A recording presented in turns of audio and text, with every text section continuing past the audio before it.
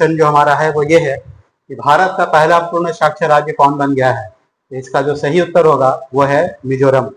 देखिए कंफ्यूजन आपको केरल में हो सकता है ना, लेकिन ये जो है वो सबसे ज्यादा शिक्षित राज्य था, है ना, तो सबसे ज्यादा। लेकिन अब यहाँ पर बट क्या है कि पूर्ण साक्षर राज्य कौन बन गया। साक्षर का अर्थ क्या होता है?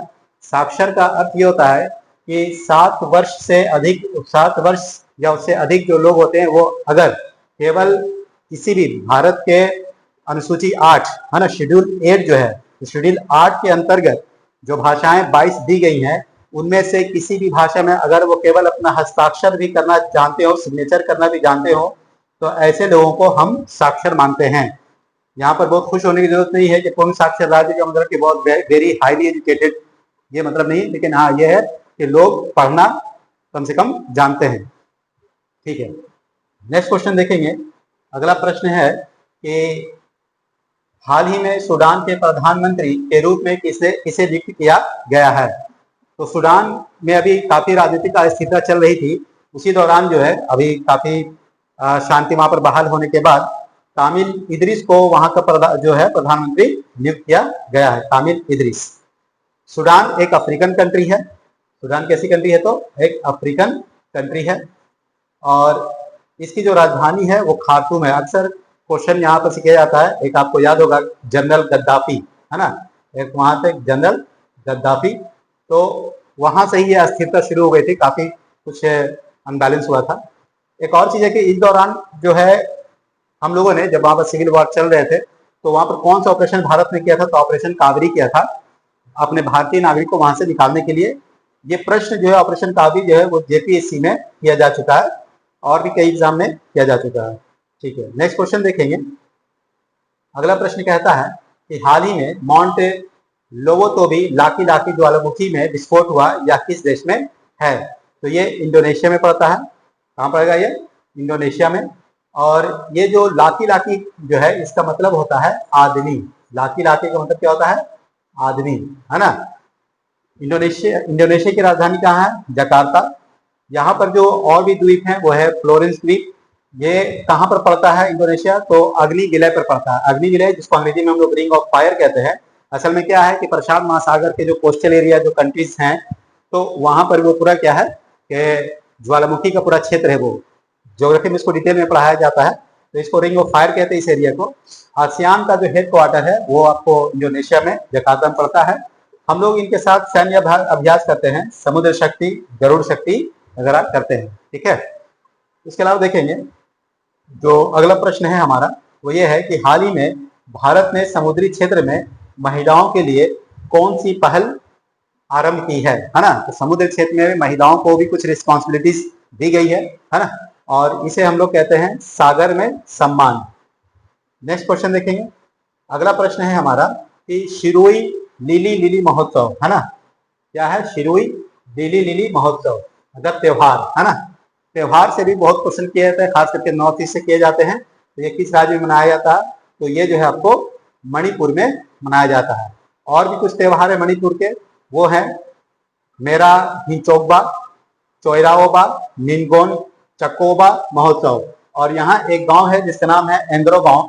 एंद्रो गांव को 2024 में सर्वश्रेष्ठ पर्यटन गांव के रूप में माना गया है ना। और यहाँ की गवर्नमेंट ने एक योजना चालू की थी जिसका नाम है सांस। इसलिए शुरू किया गया था? तो निमोनिया के लिए शुरू किया गया था। ठीक है, अगला प्रश्न देखेंगे। अगला प्रश्न कहता है कि किस स्पेस एजेंसी के द्वारा ग्रेल, है ना, क्या है? ग्रेल मिशन लॉन्च किया गया है। तो असल में ये जो ग्रेल मिशन है वो नासा के द्वारा आरंभ किया गया है और ये स्पेस के किस एरिया या इसका ऑब्जेक्टिव इसका क्या है? तो ये है लूनर, यानी कि चांद के लिए, है ना, मतलब मून अभियान ही है। कैसा अभियान है इसके लिए? तो मून अभियान है ये, है ना। चलिए उसके बाद देखेंगे। अगला प्रश्न जो है हमारा वह है कि हाल ही में विश्व मधुमक्खी दिवस कब मनाया गया है? तो विश्व मधुमक्खी दिवस जो है वो 20 मई को मनाया गया है ना। 20 मई को। 20 मई को ही क्यों मनाते हैं? क्योंकि स्लोवेनिया के एक व्यक्ति हैं जिनका नाम है एंटोन जांसा। इनका मधुमक्खी के अध्ययन क्षेत्र में काफी योगदान रहा है, इसलिए इनके जन्म दिवस को हम लोग मधुमक्खी दिवस के रूप में मनाते हैं। और हमें आप जानते हैं बायोलॉजी में आपने पढ़ा कि मधुमक्खी के जो एग्रीकल्चर जो इसको करते हैं हम लोग, तो उसको क्या बोलते हैं, एपी कल्चर हम लोग कहते हैं। ठीक है, अगला प्रश्न देखेंगे, कहता है कि हाल ही में ICARA ने फाइनेंशियल ईयर 2025 की चौथी तिमाही में, है ना, यानी कि फोर्थ क्वार्टर में, भारत के फोर्थ क्वार्टर, है ना, भारत की अर्थव्यवस्था कितने प्रतिशत की दर से बढ़ने का अनुमान लगाया है। तो ये आपका है 6.59% के अनुमान दर से बताया गया है। इसका फुल फॉर्म क्या होता है, ICARA का फुल फॉर्म क्या होता है, तो investment information and credit rating agency. मतलब ये पता चल गया कि अगर पूछा जाता है कि इकरा क्या करता है, तो आप कह सकते हैं ये रेटिंग देने का काम करता है, ये एक रेटिंग एजेंसी है। ठीक है, अगला प्रश्न देखेंगे। अगला प्रश्न कहता है कि हाल ही में राष्ट्रीय कैडेट कोर, जिसे हम आमतौर पर NCC के रूप में जानते हैं, ये अभी किस पर्वत शिखर पर इसने फतह हासिल की है।